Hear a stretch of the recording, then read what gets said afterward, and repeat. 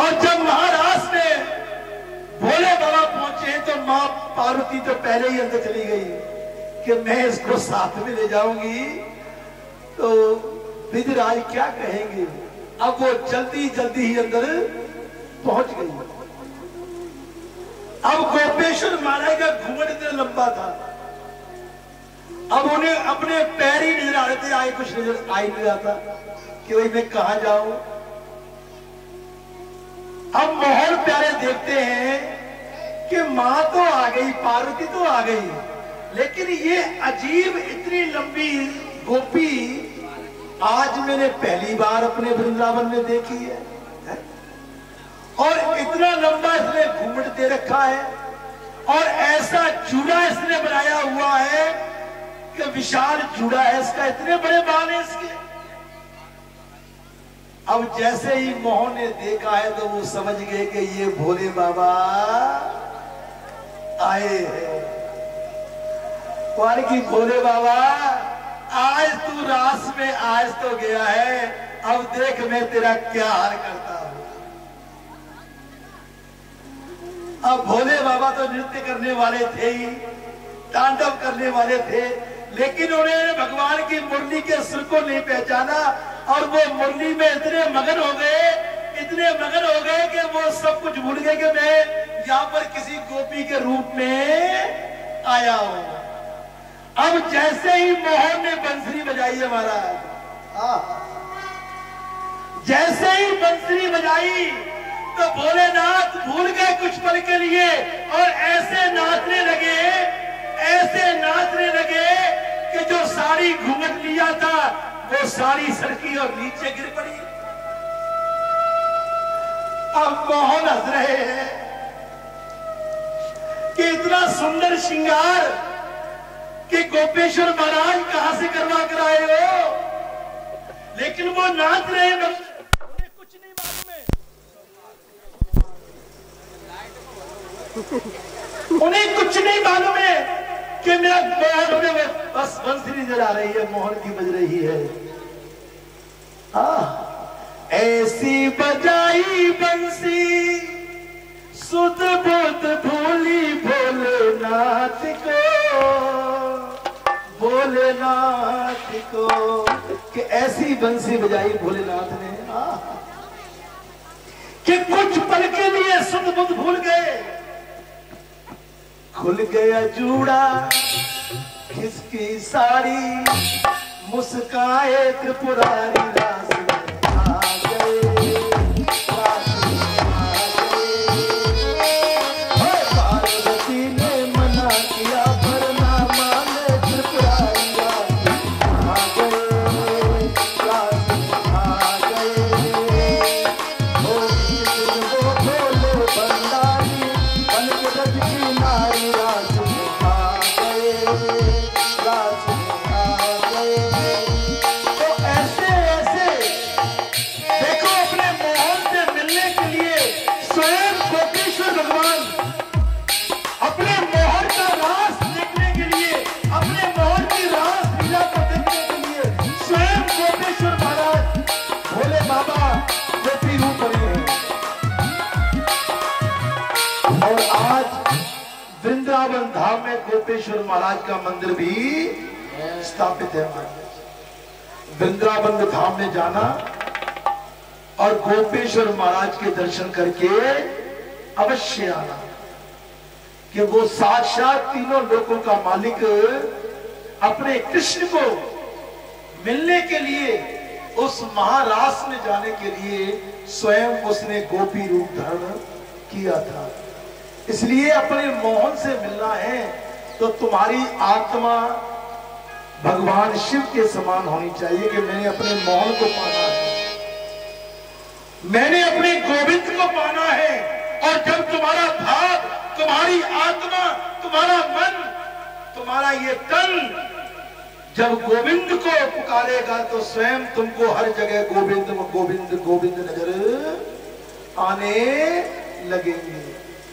इसलिए गोविंद का ध्यान धरते जाइए और हरि नाम गुण गाते जाइए। आगे कथा आती है भगवान श्री कृष्ण ने बालकपन में ही पूतना को मारा, अघासुर को मारा, तृणावृत को मारा। और एक दिन भगवान श्री कृष्ण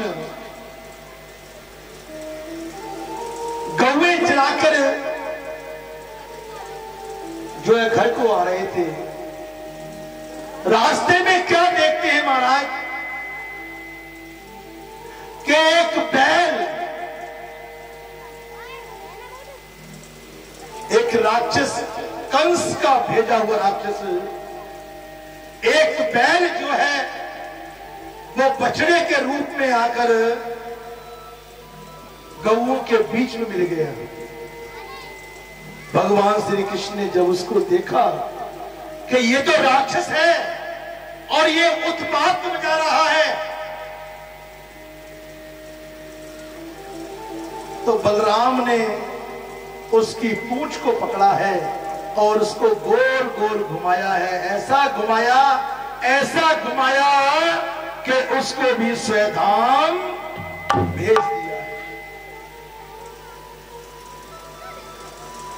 अब कंस को बड़ा भय हुआ कि जो भी राक्षस मैं वृंदावन भेजता हूं उसका कोई आगे पता सुर नहीं वापस आती है।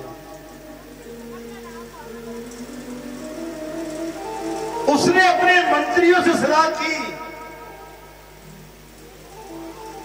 अब जिसके मन में अहंकार बड़ा हो ना महाराज, जिसके मन में क्रोध बड़ा हो, तो उसको सलाह देने वाले भी ऐसे ही मिल जाते हैं।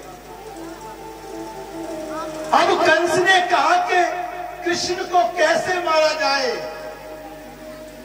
कृष्ण को जो है कैसे मारा जाए। तो कंस के साथियों ने कहा कि महाराज आप मल्ल युद्ध के लिए उनको जो है मथुरा बुलाइए। कंस ने अक्रूर जी को भेजा है कि अक्रूर जी जाओ, वृंदावन जाओ, नंद बाबा के द्वार पर जाओ और कृष्ण और बलराम को किसी ना किसी बहाने से यहां पर मेरे पास लेकर आओ। अब अक्रूर जी जो पवित्र आत्मा होती है वो जान गई कि ये कंस है, जिसका नाम कंस है, जिसका कर्म पाप है, जिसकी आत्मा भी जो है बुरा कर्म करने के लिए आगे रहती है। इस कंस ने उस कृष्ण को मारने के लिए क्या क्या यत्न नहीं किया, लेकिन आज ये और ऐसा यत्न करने जा रहा है। लेकिन वो मंत्री था, उसने अपनी राजा का आज्ञा का पालन करना उसका कर्म था। वो रथ पर चढ़ा, रथ को लेकर चल दिया वृंदावन धाम को। अब जैसे ही मथुरा से वृंदावन जो है 20 किलोमीटर का है, अब जैसे ही सुबह चलते हैं अक्रूर जी रथ पर सवार होकर, तो शाम को आधी रात को वो जो है नंद बाबा के घर पहुंच जाते हैं। अरे ओ नंद बाबा, नंद बाबा, अरे भाई दरवाजा खोलो। मान की आधी रात को, इतना समय बीत गया है, इस समय मेरे द्वार पर कौन आया होगा?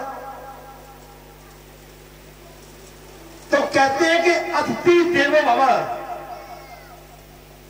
अतिथि चाहे आधी रात को आ जाए, मेहमान, अतिथि रिश्तेदार चाहे आधी रात को आ जाए, चाहे दोपहर को आ जाए, चाहे शाम को आ जाए, चाहे सुबह आ जाए, तो एक अजीब सी खुशी इंसान को होती है कि ये मेरे द्वार पर आया है। अब जैसे ही नंद बाबा ने दरवाजा खोला है तो सामने क्या देखते हैं कि अक्रूर जी खड़े हैं। वन की महाराज, अहो भाग भाग्य कि आप इस समय आधी रात को ऐसा क्या कारण पड़ गया जो आपको आधी रात को मेरे घर आना पड़ा? आप सुबह आए थे। वन की नंद, मुझे कंस का संदेशा लेकर जरूरी आना पड़ा। वन की ऐसा क्या संदेशा है? ऐसा क्या संदेशा है? वन की पहले आप बैठो, कुछ खाना पीना खाओ, फिर बातें करते हैं हम लोग। अब जैसे ही नंद बाबा ने उनको खाना खिलाया, पूछा भाई तो किस लिए आया है? सब सुख शांत तो है, कंस के राज्य में सब कुशल मंगल तो है, क्या हमसे कर लेने के लिए आए हो? मान की ऐसा कुछ नहीं करने के लिए मैं आया हूं, मैं कृष्ण और बलराम को मैं साथ लेने के लिए आया हूं।